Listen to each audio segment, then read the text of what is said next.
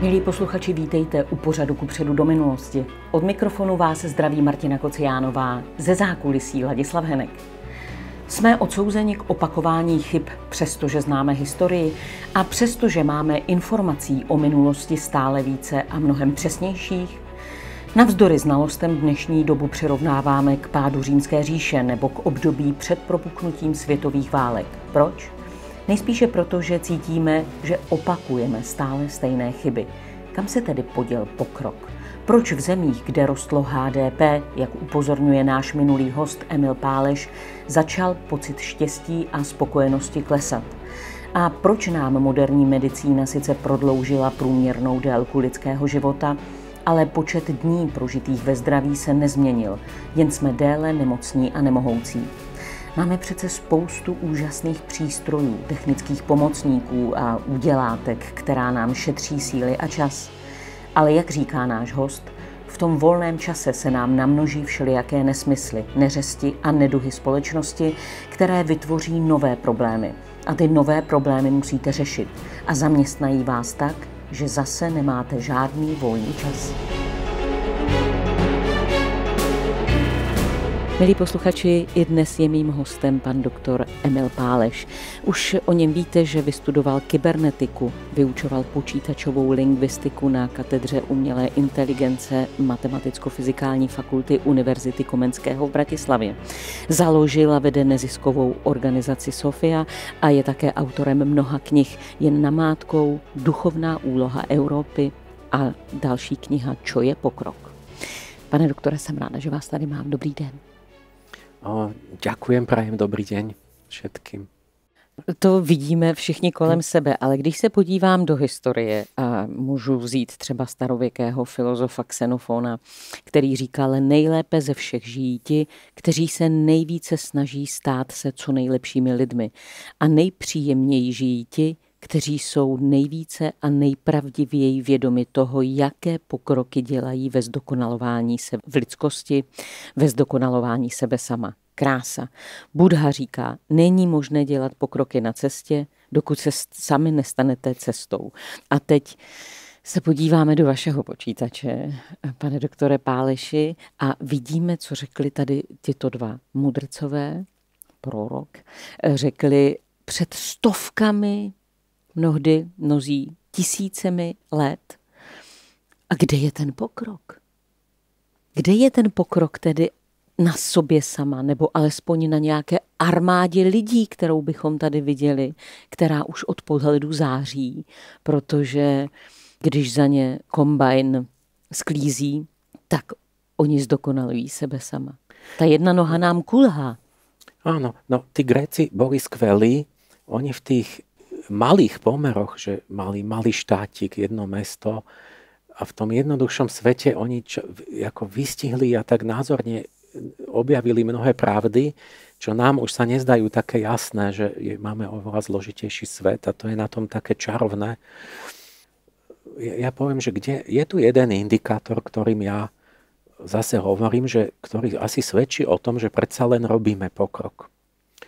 A to je ten, že my síce ako keby máme stále rovnaké problémy v nejakom zmysle, pretože stále sú vojny. Víte, že my máme nezmyselnú vojnu na Ukrajine, ako sa nevieme z toho dostať. Pritom nebol skutočný dôvod vlastne vôbec na tú vojnu. A čiže ako keby sme nepokročili nikam, že stále riešime takúto vec. Ale je tu jedna okolnosť, že v tých starých dobách bol svet oveľa jednoduchší, oveľa menšia komplexita než dnes. Jednak boli menšie celky, proste Gréci žili v tých polis, kde bolo 20 000 typicky akoby obyvateľov tam. Oni sa skoro tam poznali, tí občania. A plus celá tá technicko-administratívno, proste tie zložitosti, čo dnes sú, a výzvy a pokušenia. Takže keď si uvažíme, že je jednoduchšie zvládnuť taký menší svet, než taký dnes, a plus celý ten postoj bol totiž iný, že v tých krajinách kedysi, ako Egypt, Babylon a tak, tam človek nebol vôbec slobodný v tom zmysle, ako my dnes to chápeme.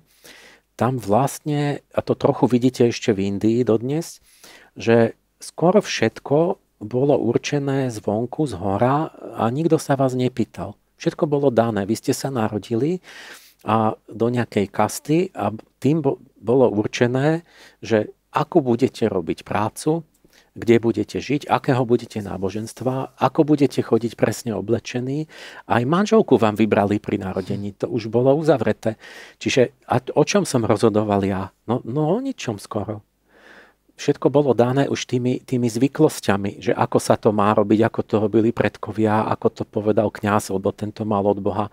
Čiže toto bol obrovský rozdiel a v tom vidím, že tam je ten predsa len pokrok, že my síce máme stále akoby podobné problémy, ale na vyššej úrovni, lebo vlastne ten jednotlivec sa mu rozširuje tá sloboda a on samostatne je vyzvaný riešiť oveľa zložitejšie veci a tým pádom aj pokušenia.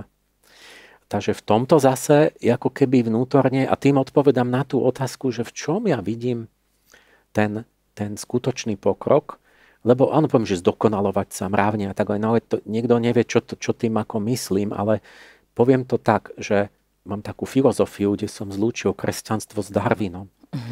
A že 500 miliardy rokov od prvohôr my sme na čele línie tvorov, ktorá vyvíja slobodu a zvnútorňuje si stále ďalšie a ďalšie schopnosti tak, že človek vnútorne dostáva akoby do správy, že má vládnuť stále väčším schopnostiam a stále akoby samostatnejšie. A na to je taký pekný príklad, že na tom, že čo to nie je, sa to dobre pochopí, že napríklad jezuiti mali v 17. storočí v Paraguaji, tam prišli a urobili tam dokonalý štát. Mnohí ľudia to chvália dodnes, že to bolo perfektné, že tam oni zobrali tých indiánov a prišli ste tam a tam všetko klápalo, oni indiáni pracovali, boli poriadni, všetko tam mali remeslá, perfektne robili umenia, oni tam francúzske opery a celé orchestre bez jedinej chybičky robili predstavenie, že vy ste prišli a ten páter jezuit, tam vidíte, my tu máme ako vynikajúcich, my sme kresťanov vychovali a my chodili na modlitby a tak.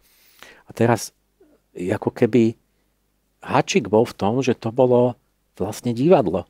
Že tí indiáni vôbec nechápali, čo robia. Oni, neviem, tam Moliera celého, a oni nevedeli po francúzsky.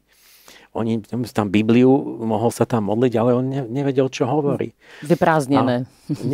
To bolo napodobovanie, to bolo len akože. A ako s deťmi, že keby vám niečo napodobovali, že by, ja neviem, nejakého Platóna recitovalo 5-ročné devčatko, tak by ste povedali, že to je strašne múdra. A treba ešte aj v gréčtine. Nie? A len to sa prejavilo tak, že tí jezuiti potom museli jednak izolovať celý ten štát, že nesmel nikto dnu. Lebo vysvetlo, že ak sa tam dostal nejaký beloch a prišiel, ja neviem, že s rumom a niečím, tak okamžite tí indiáni prepadali všetkým zlým vlastnostiam, pretože oni ani nechápali, že v čom je dobro alebo zlo. Že museli tí pátri museli suplovať rozum tým indiánom, čiže oni museli nad všetkým rozmýšľať a organizovať to. Oni im vzali vlastne svobodnou vůli a vzali im možnosť poznání. No, áno, aj vzali, alebo že ju nemali, ale oni im to akože, že povedzme, boli, že prideli potravín, že oni im dali presne, čo má zjesť.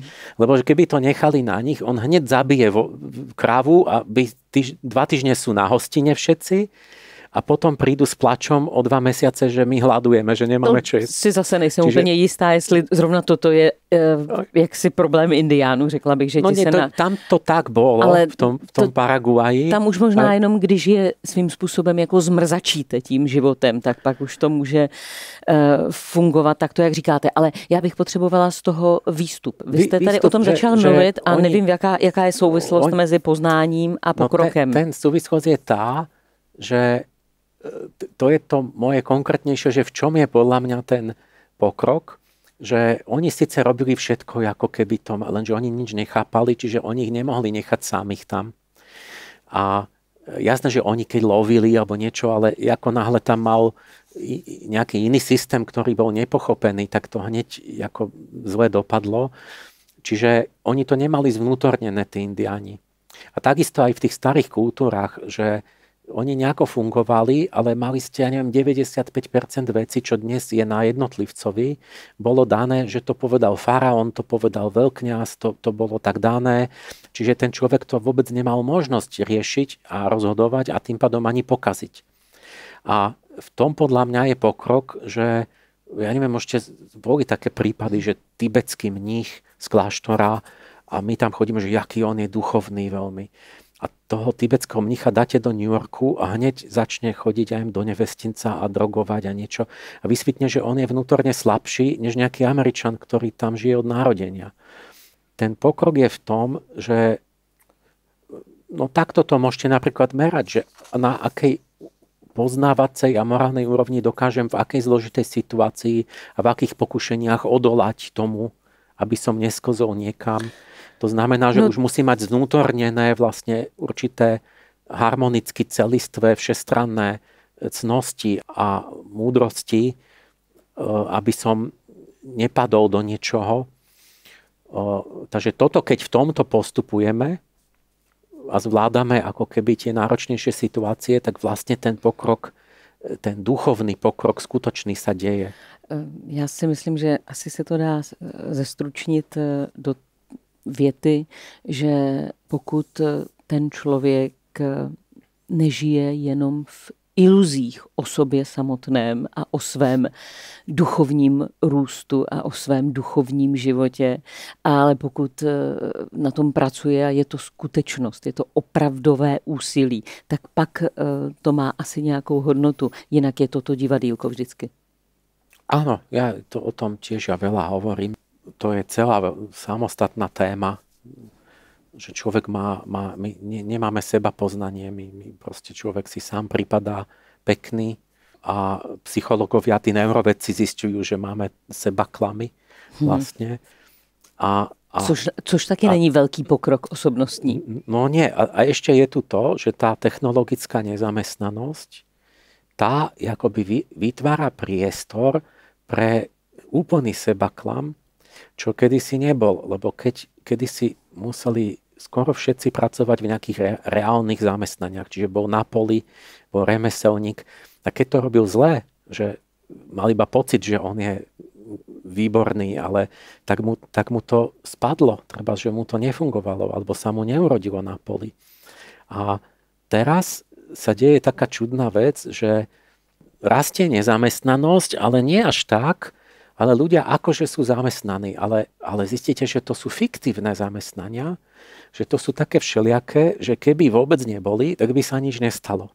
Takže mnohí ľudia už teraz robia veci, ktoré vlastne nie sú, skutočne nemajú zmysel.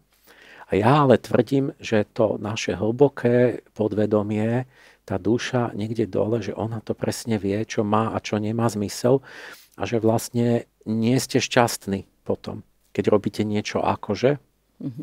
A že to vytvára priestor preto, že mnohí ľudia sa môžu ako venovať nejakému pseudo-náboženstvu, neviem čomu a že nemajú spätnú väzbu, jak ten roľník alebo ten remeselník, ten objektívny výsledok, ktorý ho vychovával, že oni si môžu mysleť, že akí sú výborní, že treba sú na úrovni Budhu a vytvorí si vlastnú sektu a tak. A nikto mu to nevyhovorí, keď mu to niekto vysvetľuje, že ale to nie je pravda, tak povie, ty vieš čo, ty si mi není sympatický, ja s tebou sa nebudem rozprávať a môže zostať v tej svojej bubline a v hypermarkete si naberie potraviny a dostane podporu. Mě by ale přesto pořád zajímalo, protože vy teď tedy popisujete ten stav. Oba jsme se tady shodli na tom, že technologický pokrok náš je nezměrný. A já bych teď ocitovala Jardu Duška, kterého ráda tady vzpomínám, tento jeho výrok, kdy jednou říkal, no my jsme úžasní, my lítáme do vesmíru, my máme raketoplán, my máme robotickou ruku, my jenom tak trochu neumíme být maminka, tatínek, syn, bratr. A já se chci zeptat znovu jinými slovy, co se stalo, že tu jednu nohu máme obrovsky vysportovanou, tu technologickou, tu máme skutečně jak Samson, a tu duchovní máme poněkud slaboučkou a máme ji mnohdy, ještě si o ní namlouváme, že je dost silná. No, upadáme ako cyklicky do takých nerovnováh. To má veľa aspektov. Jeden výborný psychiatr, Ian McGilchrist, žije v Škótsku na takom ostrove a ten skúma tie hemisféry mozgu. Ale taký je to taký ten celistvý výskum v súvislosti s celou kultúrou.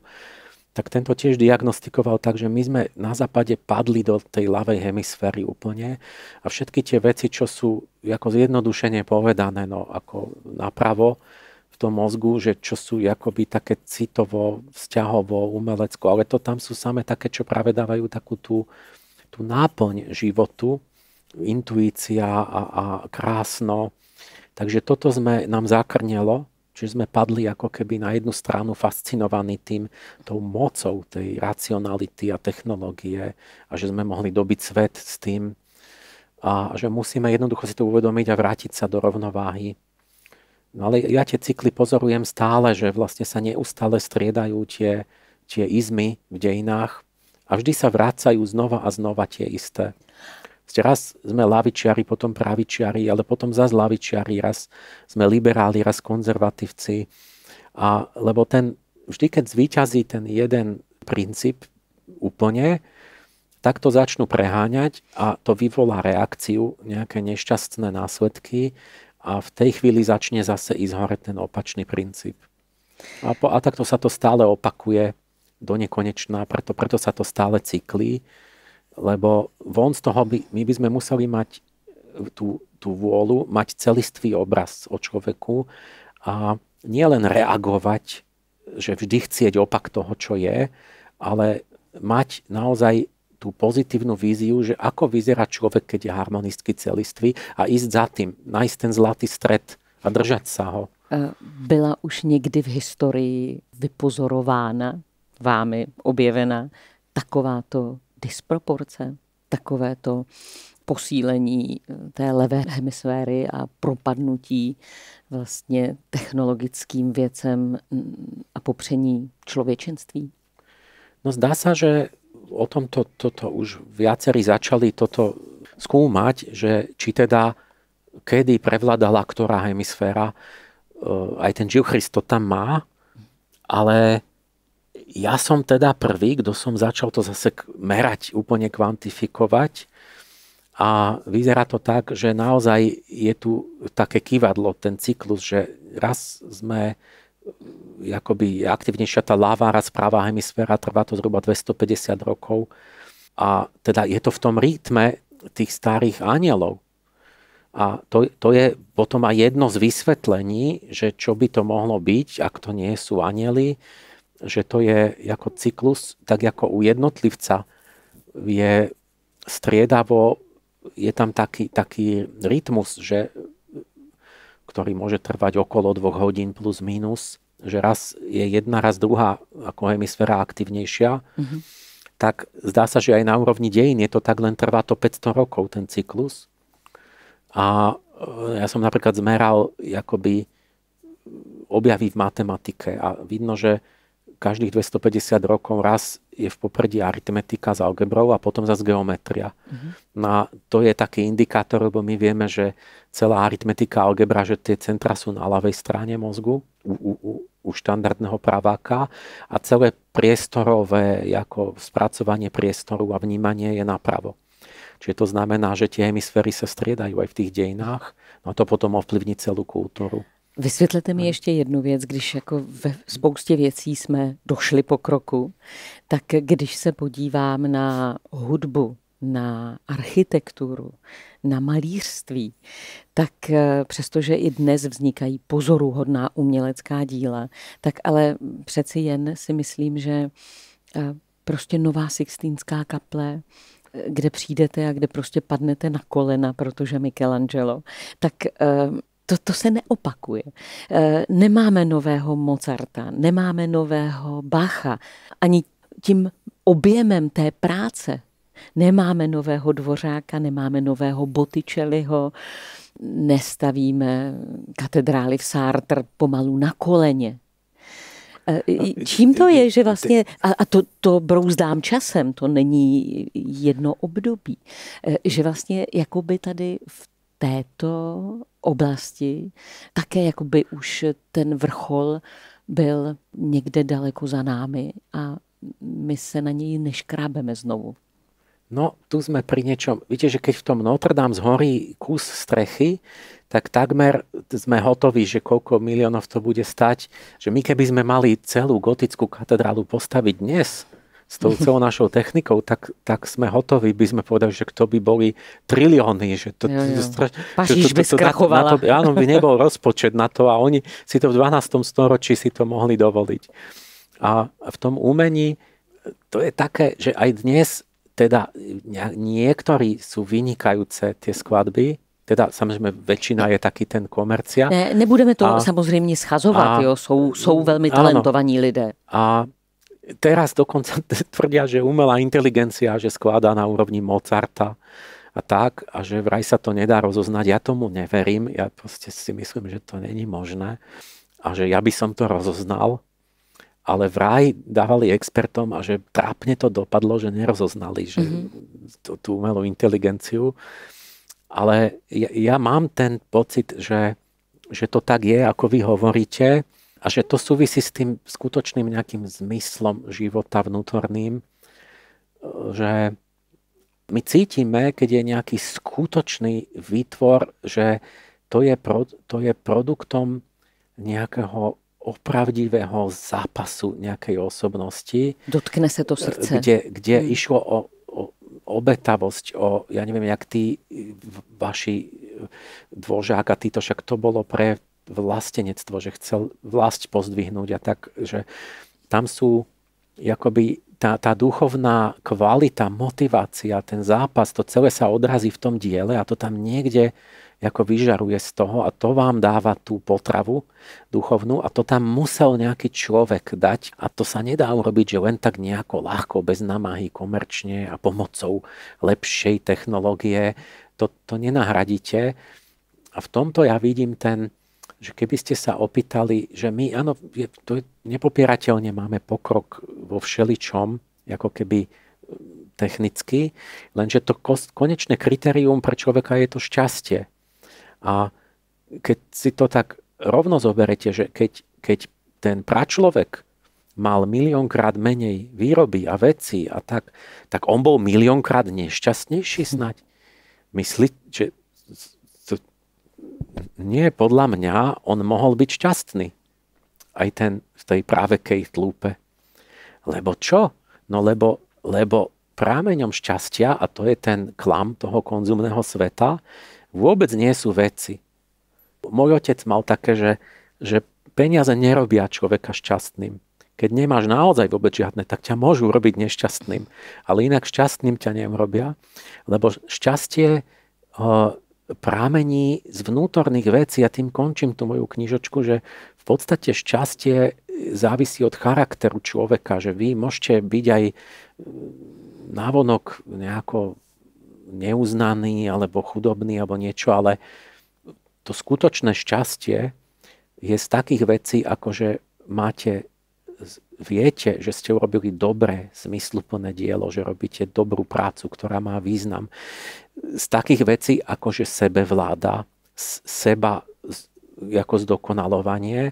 My dneska môžeme merať takú vec, že ten zážitok víťazstva nad samým sebou, keď ja dokážem zmeniť moju vlastnosť zlú na dobrú, čo je teda klasická náplň nejakého mnícha, kresťana alebo každého človeka, že to súvisí s takými vecmi, ako je serotonín, ktorý robí plasticitu mozgu, čiže vy vlastne akoby zmeníte svoju povahu, až fyzicky tú nervovú sústavu.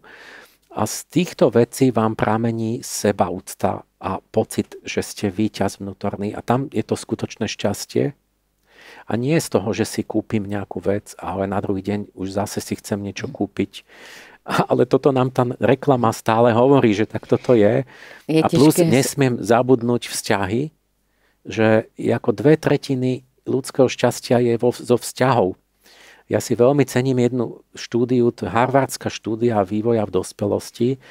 To sú tam, kde si po 100 rokov si odovzdávali tí vedci záznamy, že sledovali 800 mužov a žien od narodenia až úplne do smrti celý život tie súvislosti.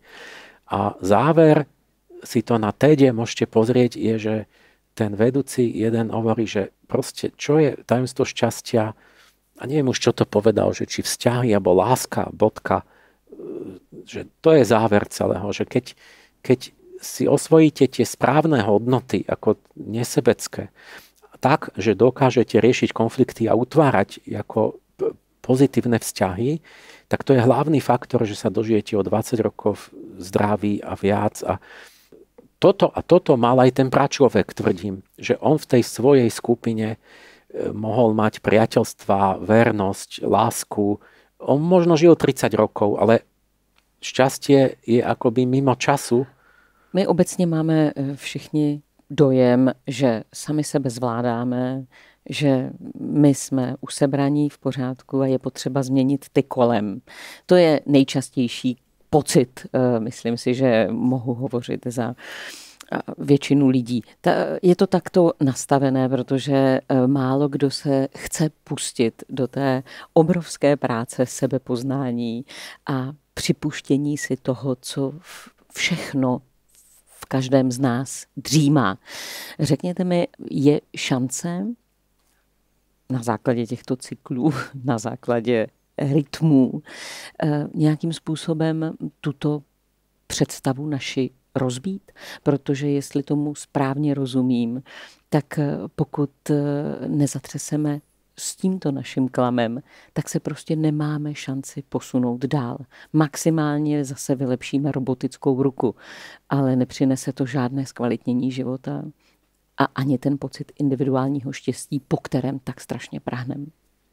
Presne v tom ja vidím ten príznak toho úpadku duchovného. Napriek pokroku techniky my ideme vlastne dozadu duchovne, lebo ako keby nezvládame tie technické možnosti, že my vlastne máme možnosť žiť, poviem, nemravnejšie, čo keby v 13. storočí sa tak klamalo a krádlo ako dnes, tak sú mŕtvi. Lebo keby, ja neviem, niekto rozkradol 90% úrody, no tak sú skoro všetci zomreli hladom na druhý rok.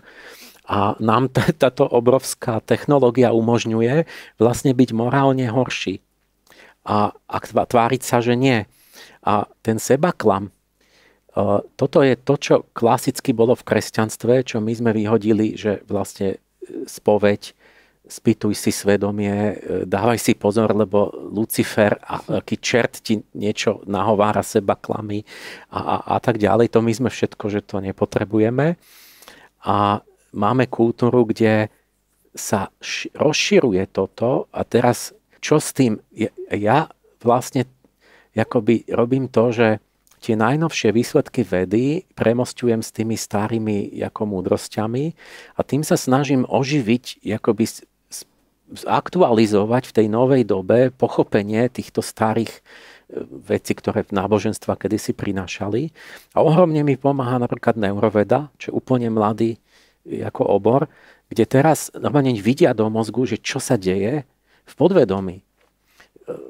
Už dosť presne a vidieť, že čo sa s nami deje, že ako my robíme tie sebaklamy, že vlastne v túto zaobočím, tam sú centrá, kde akoby z podvedomia prichádzajú impulzy, proste také ako pocity a ako vôľové také nálady a že my, jak to príde do vedomia, tak my sa riadíme tými podvedomými v podstate sebeckými impulzami, ale vo vedomí si to racionalizujeme a vymyslíme si k tomu vždy nejakú myšlienku, že prečo to robíme, že z nejakých dobrých dôvodov, lebo smieme, lebo druhí sú hlúpi, lebo to niečo. Ale oni teraz normálne vidia presne, že v skutočnosti ten hýbateľ, ten, kto o tom rozhodol, sú úplne nejaké podvedomé úplne iné, také pudovejšie impulzy a že to sa iba zaobalí všelijak takým pokecom racionálnym. A to vlastne vidia to, čo kedysi ako učili tí v cirkvi ľudí, že daj si pozor, lebo Lucifer to je taký duch, že on ti bude všeličo hovoriť a zdôvodniť ti všelijaké tvoje zlé vlastnosti. A že my novým spôsobom objavujeme akoby tieto duchovné proste súvislosti a v tom vidím nádej, že keď to takto poviem, takže zrazu ľudia si uvedomia, že to je ako fakt, že reálne a že to ja a že vlastne ich to začne zaujímať, že sa novým spôsobom musíme vrátiť k tým duchovným, klasickým poznatkom, ktoré v tom starom jazyku sme prestali chápať. Kupředu do minulosti v tomto případě. Jinak než přes minulost a přes tato stará poznání pravděpodobně smysluplná cesta dopředu nevede. Když vzpomenu Epikléta, tak ten říká velice tak plasticky. Kdyby někdo vydal tvé tělo do rukou komukoliv na potkání, byl by s tím roztrpčen. Že však ty sám vydáváš svou mysl v moc kohokoliv, takže se zneklidňuje, když tě někdo hanobí a pozbývá rovnováhy. Za to se nestydíš. No to... Já to čtu, protože to vypadá tak jasně, ale přitom to je opravdu velmi těžká práce. Ovládnout svou mysl. No ja Epikteta obľúbujem. Mne sa veľmi páči jeho výrok, že nevidím na tomto svete nič, čo by som nemohol využiť na moje seba zdokonalenie. A tým pádom všetko má zmysel. To je treba, že vedú, zavreli ma do väzenia, no tak budem cvičiť disciplínu, postiť sa a tak, že on nemôže byť nikdy sklamaný. To je ten stoik, je úplne sebestačný duševne. A musí byť väčšine šťastný vlastne. Áno, stoici urobili svoje šťastie úplne nezávisle od všetkých vonkajších vecí, lebo povedali, že šťastný vlastne si z toho, že pracuješ na sebe a hociakých podmienkach. Ale hento je veľmi aktuálne, lebo on vlastne hovorí, že ľudia, nevadí vám, to ako keby hovoril nám dnes, že vám sa nezdá nedôstojné, že vám vlastne riadia myšlienky zvonku. A to je ten neuralgický bod, že my žijeme v jednej svetovej vojne o pozornosť. Pozornosť je duchovné zlato. Preto sa bijú vlastne, že vy zapnete doma počítač a tam vám vyskakujú samé lákadlá, aby aspoň nejaký zlomok sekundy vašej pozornosti podprahovo, nejakú 10 sekundy niečo vám dali a vás ovplyvnili, aby nasmerovali vaše myšlenie niekam. Lebo keď si sa opýtate, jak to je možné, že my bilióny dávame na reklamu. No lebo to je možno len tým, že ľudia sú duchovne pasívni a že to sa oplatí a že my smerujeme pozornosť ľudí, kam chceme a potom si plníme vrecká. A tam je podľa mňa ten bod, kde to treba začať, že my si uvedomiť, že my máme ilúziu, nie že pokroku, my máme aj ilúziu slobody a falošný pojem slobody. Proste mám pocit slobody, že si môžem niečo kúpiť, ale to, že niekto druhý rozhodne o tom, čo budem kúpovať, čo si budem myslieť. Veď vidno, že stačí niečo začať hučať do ľudí v médiách a v priebehu 15 rokov všetci myslia, že to je pravda. A každú chvíľu je to niečo iné. To je dôkaz toho, že ľudia ako zvonku sa nechajú, vlastne preberajú myšlienky a myslia si to, čo sa odmenuje, čo je akoby všetci hovoria, autority hovoria. Ale ja hovorím, že sloboda skutočná začína, keď si uvedomím, že vlastne to mne dávajú myšlienky zvonku a až keď začnem mať tú vnútornú duchovnú iniciatívu, ako na sebe pracovať, keď si začnem robiť celistvý obraz o človeku a hodnotách. Čiže ten vnútorne slobodný, samostatný človek so schopnosťou poznania, keby sa nám podarilo, že sa zrodí, tak vtedy by prestali aj tie cykly. Že stále sa to ako cykly a stále sme a nakoniec sme zase tam, kde sme boli predtým. Vy jste řekl, že zaniká dialog a stupňuje se polarizace. Musíme najít novou severku ve vnitřním světě, abychom nezabloudili. Takže ta úplně laická otázka na závěr. Jak najít tu severku ve vnitřním světě? Mnozí ji nenajdeme ani na obloze. Kde je, jak se k ní dopracovat? To by si mal každý túto otázku dať. To je vlastne to, čo hovorím, že mne ide o to, ale to je ten klasický zmysel ako keby takej právej duchovnosti. A o tom podľa mňa je akože celý ten mýtus o tom, že sa má zrodiť Ježiško v ľudskej duši. To je naše vyššie ja, nejaký ten skutočný človek, lebo človek síce sa biologicky narodil, ale duchovne sa musí narodiť ešte vlastným pričinením, tou vlastnou prácou. A to je práve akýsi zápas o seba prekonanie, o integráciu všetkých svojich akoby psychických síl. To je v obraze toho archaniela Michaela, ktorý bojuje s drakom. To je úloha pre každého človeka.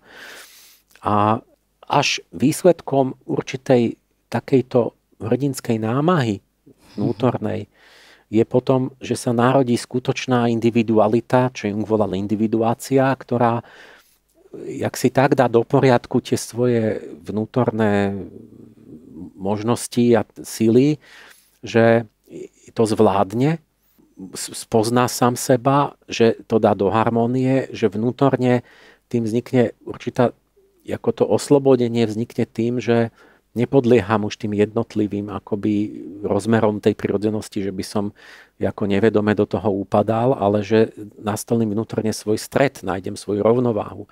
Tým pádom slobodu a tým pádom vôbec začínam prvýkrát byť mravne zodpovednou osobou, čiže človekom, lebo veď dovtedy to sú ako keby automat psychický na úrovni zvieraťa, kým sa nezačne ten človek ujímať akoby vlády, že drží tie opraty tých koní všetkých, jak to Platón hovoril, že to potom vidíte, že veľa ľudí má názor, že zrazu sa začne niečo odmeňovať, nejaká ideológia, a oni sa akože zamyslia a vždy prídu na to, že oni majú ten názor, za ktorý sa práve dávajú peniaze alebo miesta sa rozdávajú. Tak toto není naozajstné nejaké zodpovedné, nejaké ľudský postoj.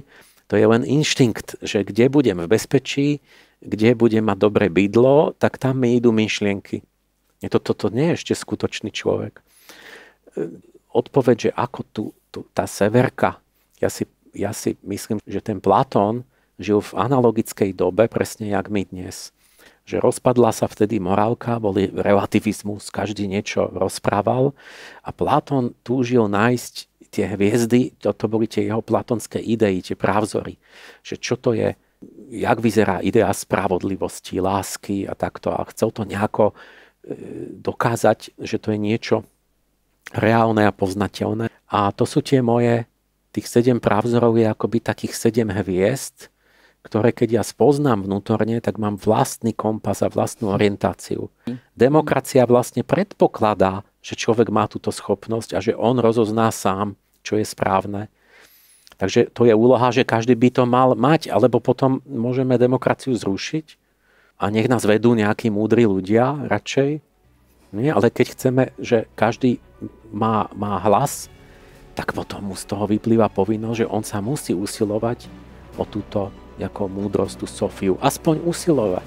Nemusí byť génius, ale keby mal snahu, to by stačilo totiž.